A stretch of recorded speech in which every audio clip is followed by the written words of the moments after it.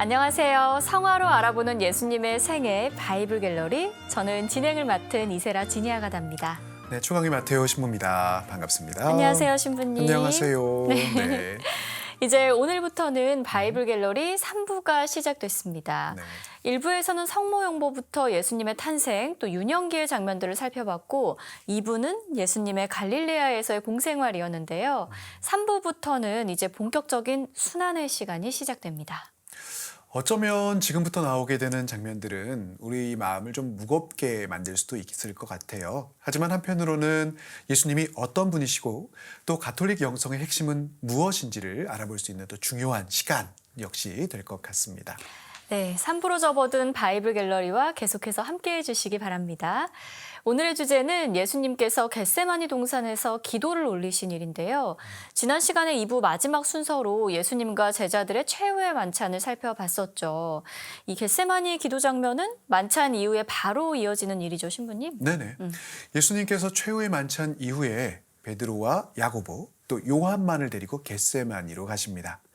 예수님께서는 이미 자신이 순환의 길을 가셔야 할 것을 알고 계셨기 때문에 괴로운 마음 속에서 아버지께 기도를 올리시게 되지요. 이것이 겟세마니 동산의 기도의 장면이라고 할 수 있겠습니다. 네, 베드로와 야고보와 요한. 또 그 세 제자네요, 신부님. 그렇죠. 네. 또 그 세 제자. 네. 예수님께서 참으로 많은 애정과 또 사랑하셨던 제자들이라고 생각이 됩니다. 네, 근데 이 겟세마니라는 장소는 성경에 좀 자주 등장을 하는 것 같아요. 네, 겟세마니는 또 중요한 장소이기도 하지요. 예루살렘 동쪽에 올리브산이라는 산이 있고요. 이 산의 서쪽 기슭에 있는 작은 동산을 지칭합니다. 예수님께서는 예루살렘에 머무시는 동안에 이곳에서 자주 기도하셨고요. 특히 최후의 만찬 이후에는 이곳에서 마지막 기도를 하시고 군인들에게 붙잡힌 장소이기도 합니다. 올리브산이라는 명칭에서도 알 수 있듯이 당시 이곳에는 올리브 나무가 참 많이 심어져 있었다라고 해요. 네, 그래서 그런지 이 겟세마니 동산에서 기도하시는 예수님을 그린 성화를 보면 어떤 그림은 네. 크라이스트 인 더 가든 오브 올리브라고 하고 네. 어떤 그림은 또 가든 오브 겟세마니 이런 식으로 혼용을 해서 쓰더라고요. 저는 이곳을 실제로 가본 적은 없는데 이번에 찾아보니까 성지순례 장소로도 너무 유명한 곳이더라고요. 그렇죠. 이스라엘 성지순례, 예루살렘 성지순례를 가게 되면 꼭 방문하게 되는 장소들 중에 한 곳입니다. 보통은 예수님의 이 눈물 성당에서부터 겟세마니까지를 걸어 내려오게 되는데요. 보통 이 길을 걸으면서 예수님의 마음과 발자취를 또 마음에 이렇게 새겨보게 됩니다. 네, 저도 기회가 있다면 꼭 한번 좀 가보고 싶습니다. 그렇게 실제 장소를 찾아가 보고 눈으로 보는 게 영성적으로 분명 또 완전히 다른 차원의 네. 뜻깊은 체험이 될 수 있지 않을까 싶어요. 네. 이제 성화를 보면서 본격적으로 이야기를 이어가 볼게요. 오늘 소개해드릴 첫 번째 성화는요, 이겁니다. 고갱이 그린 올리브 동산의 그리스도. 확실히 강렬한 느낌이 있네요. 네, 붉은 머리를 한 네. 예수님이죠. 일반적이지도 않고요. 그렇습니다. 이 작품은 1889년에 그려졌는데요. 이때가 고갱의 나이 40 즈음이었고 이 시기부터 고갱이 자신만의 스타일을 확립한 것으로 보여요. 고갱의 대표작 중 하나인 황색 그리스도 역시 같은 해에 제작이 됐고요. 지금 올리브 동산의 그리스도라는 작품을 보면 예수님의 머리가 붉은색으로 표현이 되어 있거든요. 고갱은 다른 무엇보다 작가가 자신의 경험이나 직관, 감정, 주관 이런 것들을 자유롭게 드러내는 걸 중요하게 생각을 했습니다. 이때의 색채가 효과적인 수단이 되는 거죠. 예수님의 머리를 누가 이렇게 새빨갛게 칠할 생각을 했겠어요. 그러게요. 고갱이었기 때문에 또 가능한 파격이 아니었나라는 생각이 좀 들고요. 맞습니다.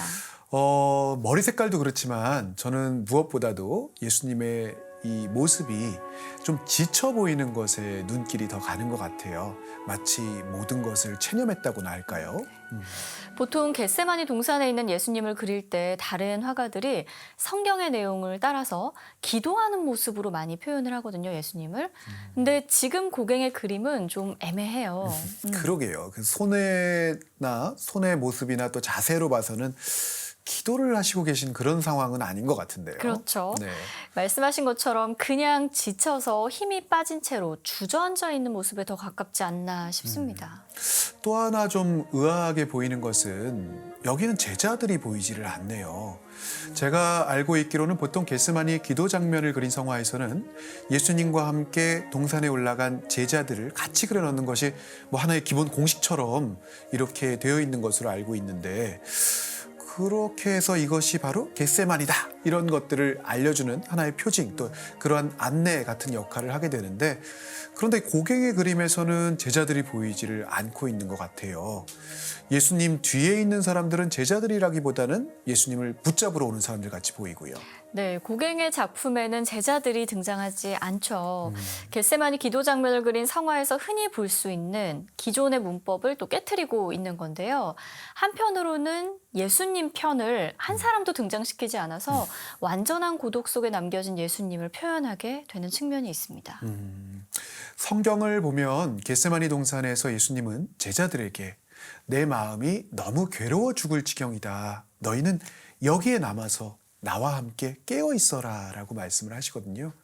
그 뒤 제자들과 조금 떨어진 곳에서 홀로 이제 기도를 올리시게 되죠. 그런데 기도를 마친 뒤에 이렇게 돌아와 보니까 제자들은 이미 잠에 골아 떨어져 버립니다. 그때 예수님께서 너희는 나와 함께 한 시간도 깨어 있을 수가 없느냐라고 하시거든요. 저는 이 부분을 읽을 때마다 예수님은 그 마지막 순간까지도 참으로 외롭고 또 어떤 면에선 고독한 길을 걸어가셨다라는 생각이 듭니다. 네. 성경 안에서 이렇게 예수님이 제자들에게 신부님, 네. 내가 너무 힘들다, 내가 너무 괴롭다 이런 말을 직접적으로 하신 적이 또 있나요? 뭐 회개하지 않는 사람들을 보면서 혹은 타락한 사람들을 보면서 또 예루살렘을 바라보면서 그런 심정을 애둘러서 표현했을 때들은 분명히 있는데요. 본인에게 다가올 일 때문에 이렇게 두려워하거나 혹은 깊은 번민에 사로잡히는 모습을 보이시는 건 흔치 않죠, 성경 안에서도. 네. 그래서 더 잠든 제자들을 보면서 절망적이고 슬프셨을 것 같아요. 예수님께서는 그 어떤 때보다 그 순간 누군가가 자기와 함께 해주기를, 제자들이 자기를 위해 기도해 주기를 바랐을 것 같거든요. 네. 근데 자기가 너무나 사랑하는 제자들조차 실은 그렇게 하지 못했던 거잖아요. 네. 뭐 어떤 면에선 제자들이 그런 부족한 모습을 보였기 때문에 오히려 우리도 희망을 가질 수 있다, 뭐 이런 생각도 좀 가져보는데요. 고갱은 특히 예수님의 고독에 주목을 한 것으로 생각이 됩니다. 이 그림 속 예수님의 모습에서는 마지막까지 온전히 이해받지 못하는 한 사람의 인간의 고독과 체념 이런 것들이 느껴지는 것 같아요. 네, 흥미로운 건 지금 이 그림 속 예수님의 얼굴이 고갱 자신의 얼굴로 그려졌다는 겁니다. 아, 이게 예수님의 얼굴을 자신의 자화상으로 그럼 그려놓은 건가요? 뭐 고갱이 이 그림을 자화상이라고 딱 명명하지는 않았지만 분명히 그런 요소가 있는 것이죠. 지금 이게 고갱의 유명한 자화상 중 하나거든요. 지금 네. 보고 계신 게. 네네. 황색 그리스도와 함께 있는 자화상이라는 작품이고요. 아까 황색 그리스도가 1889년에 그려졌다고 했는데 네. 이 황색 그리스도와 있는 자화상이라는 작품은 네. 그 다음해인 1890년에 그려졌습니다. 이 외에도 고갱의 다른 자화상들을 보면요. 그의 트레이드 마크가 매부리코, 또 옆으로 깊게 찢어진 눈매라는 걸 알 수 있어요. 그렇게 보면 수염만 없다 뿐이지 뭐 거의 예수님의 모습을 그대로 자신의 모습으로 이렇게 투영시켜서 그려놓은 것 같네요. 이렇게 자신의 모습을 예수님과 동일화시켜서 그려놓은 특별한 이유가 있을까요? 뭐 우리는 네. 추측만 해볼 수 있을 뿐이지만 어쩌면 이 시기 고갱이 처해 있던 상황과 연관이 있지 않을까 싶어요. 이 즈음에서 고갱의 삶은 그다지 행복하지는 않았거든요. 네. 일단은 절친한 동료였던 고우와의 불화를 들 수 있는데요. 1888년, 그러니까 이 그림이 그려지기 전, 1년 전이죠. 네. 고갱은 고우가 살고 있던 아르의 노란 집에서 9주 정도를 머물면서 함께 그림을 그리게 됩니다. 근데 점점 둘 사이의 논쟁이 잦아지고 격해지면서 급기야 고우가 자신의 귀를 자르는 사건이 발생을 하죠. 이후에 고우는 바로 생레미의 요양원에 곧장 입원을 하게 되고 고갱은 아르를 떠나오는데요. 아마 이 사건이 고갱에게 어떤 식으로든 상처와 충격을 남겼을 거예요.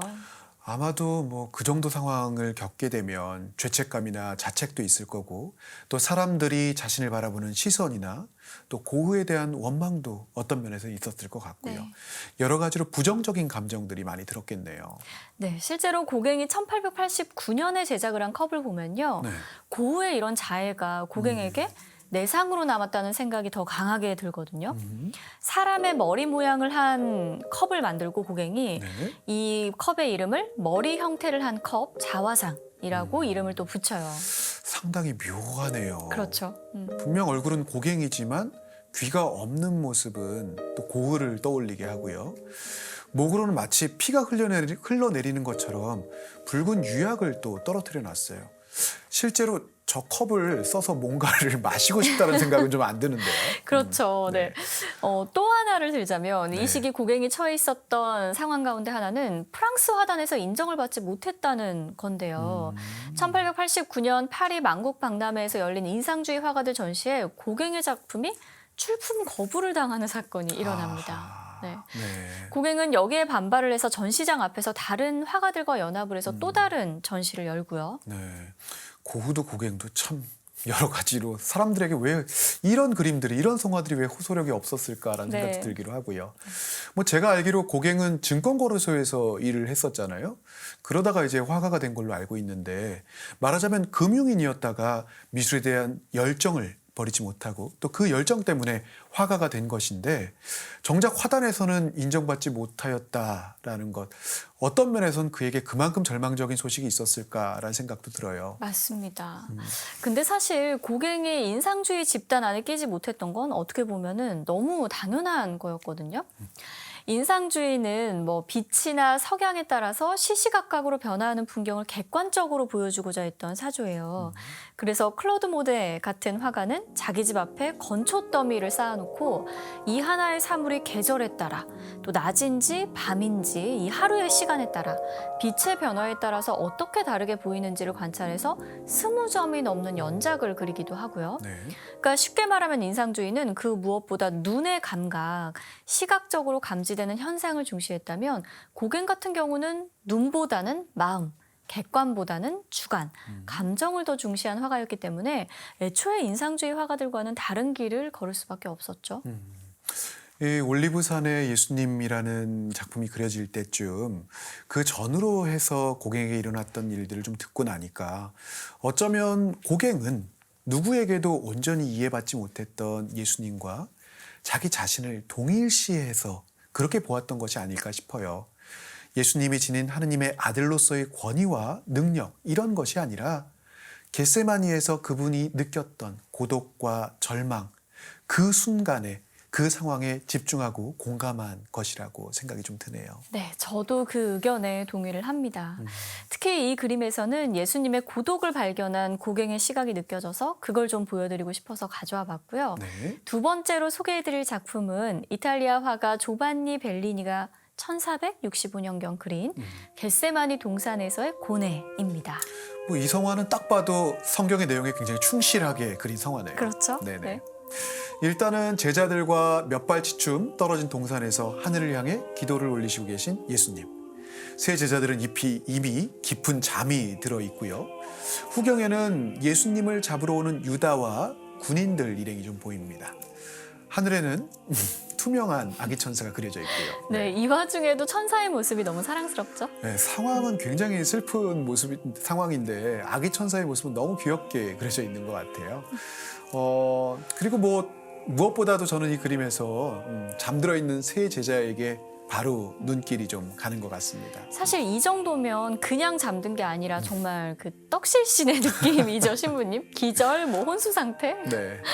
예수님께서는 분명 깨어서 나와 좀 함께 기도를 하라라고 당부를 하셨는데 도저히 잠을 이길 수가 없었던 것 같습니다. 한편으로는 지칠만하다라는 생각도 좀 들고요. 그렇죠. 저는 사실 너무 이해가 돼요. 네. 저도 한 번씩 이제 가족들이 너무 신기하다고 하는 게 음. 마음이 좀 특별히 힘든 날이 있잖아요. 네. 그럼 제가 가족들한테 아 진짜 너무 힘들다 오늘. 아, 진짜 고민이 너무 많다. 막 이래놓고 네. 머리만 대면 제가 잔다는 거예요.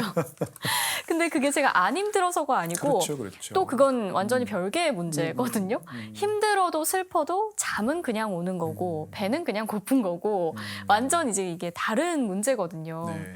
그래서 저는 제자들의 저 기절이 너무 이해가 되고 분명히 저분들도 깨어있고 싶었을 거예요. 그럼요. 근데 몸이 마음을 못 따라갔던 뭐 그런 네. 게 아닐까 싶어요. 그래서 실제로 그 복음에서도 마테오 복음서를 보면 예수님께서 마음은 간절하나 몸이 따르질 못하는구나라고 말씀을 하셔요. 네. 저는 이 겟세마니 기도 장면을 그 어떤 뭐 다른 뭐 치유나 기적의 장면보다도 더 좋아하거든요. 왜냐하면 성경을 보면 예수님께서 근심과 번뇌에 휩싸이셨다라고 하잖아요. 네네. 근데 이 앞에 직전에 어떤 일이 또 있었냐 하면 예수님께서 최후의 만찬 시간에 성체성사도 제정하시고 제자들의 발도 씻겨주시고 서로 사랑을 하는 계명도 주시고 뭐 그랬단 말이죠. 그렇죠. 네. 곧 자신이 잡히실 것이고 제자들과 이별할 것을 알고 계셨기 때문에 이들에게 당신이 해줄 수 있는 모든 것을 마지막까지 다 해주시고자 하셨었던 거죠. 정말 마지막까지 그 사랑의 하느님, 사랑의 예수님이셨던 건데 네. 근데 이렇게 하느님의 아들, 신의 아들로서 보일 수 있는 위엄과 권위를 다 갖추고 보이셨던 분이 네. 막상 죽음의 시간이 임박해 오니까 번뇌와 근심에 휩싸여서 하느님께 이 잔을 거두어 주시면 안 되냐라고 청하시잖아요. 물론 성부의 뜻대로 하시라는 말을 덧붙이기는 하시지만 그러나 분명한 건 두려워하셨다는 말이죠. 이 너무나 인간적인 모습 때문에 제가 예수님을 더 사랑하게 되는 것 같고 바로 이런 인간적인 면이 저와 그분을 이어주고 있다는 또 그런 생각도 듭니다. 네. 제 마음이 오히려 훈훈해지네요.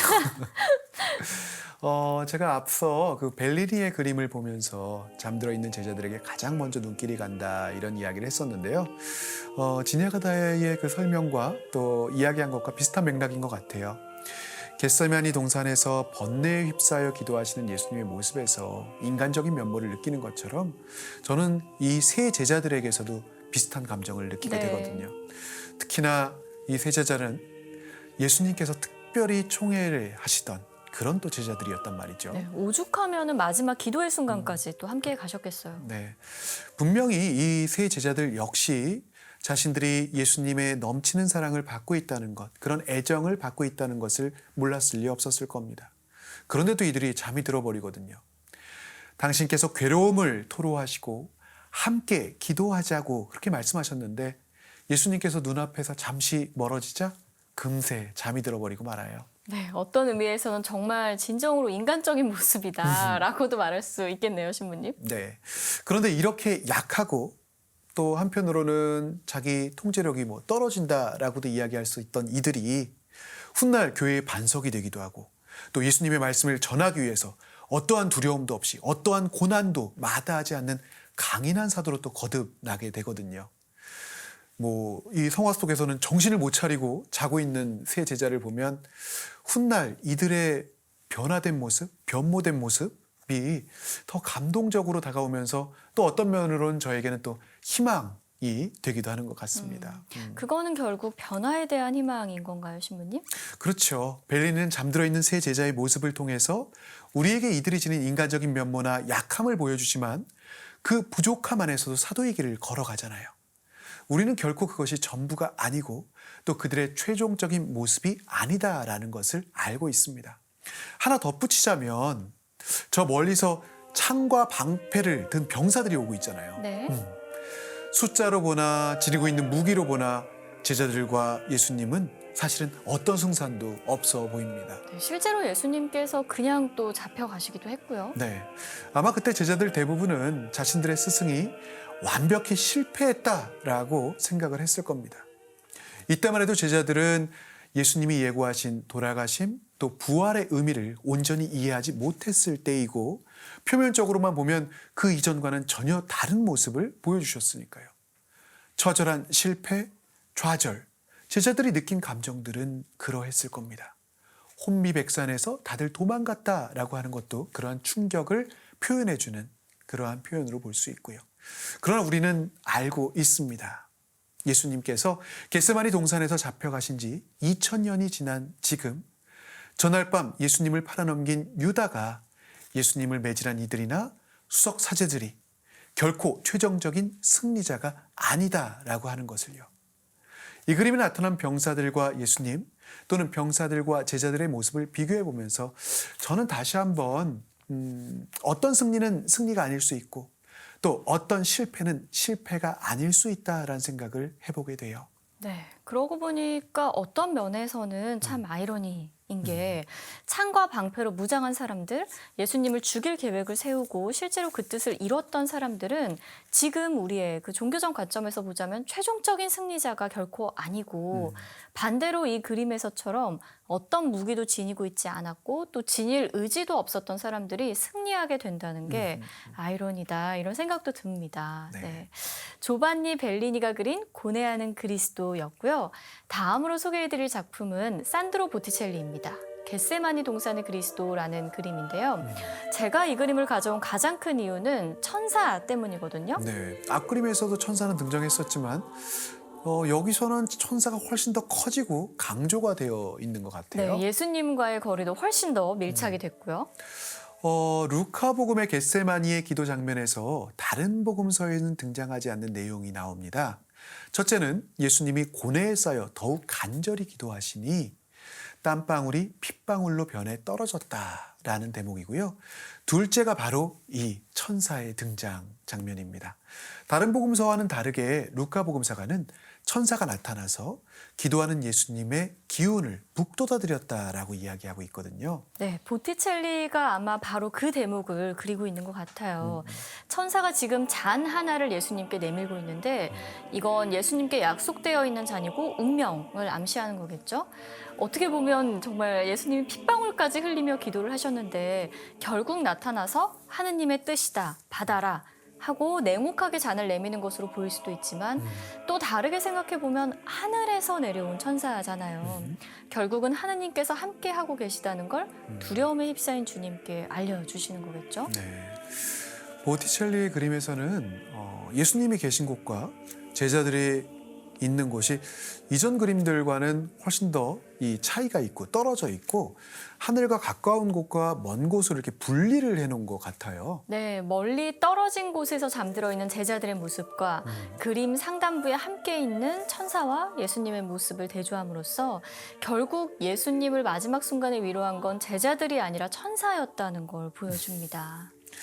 그렇게 보면 한편으로는 가장 극심한 고통의 순간에 인간을 위로할 수 있는 유일한 존재는 같은 인간이 아니라 하느님이시다. 뭐 이런 의미로도 읽어볼 수가 있겠네요. 네, 그럴 수도 있겠죠.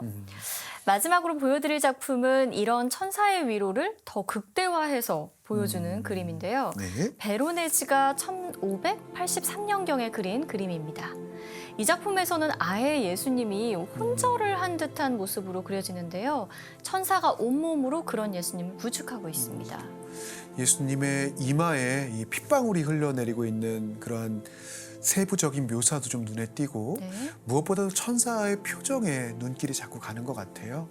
안타까움이랄까 슬픔 또 성부께 꼭 이렇게까지 하셔야 됩니까? 라고 묻고 있는 것처럼 느껴지기도 하고요. 잠들어 있는 제자들의 부분과 천사와 예수님이 있는 부분은 어둠과 빛으로 또 이 밝음으로 확연히 구분이 되네요. 네, 맞습니다. 베로네즈가 그린 작품이었고요. 베로네즈의 그림까지 짧게 살펴봤습니다. 네, 신부님 오늘은 어떤 묵상을 해볼까요? 오늘은 예수님께서 겟세마니 동산에서 드린 기도의 내용 안에 좀 머물러 보았으면 좋겠습니다. 예수님께서는 죽음을 앞두시고 아버지께서는 무엇이든 하실 수 있으시니 이 잔을 저에게서 거두어 주십시오. 그러나 제가 원하는 것을 하지 마시고 아버지께서 원하시는 것을 하십시오라고 기도하시거든요.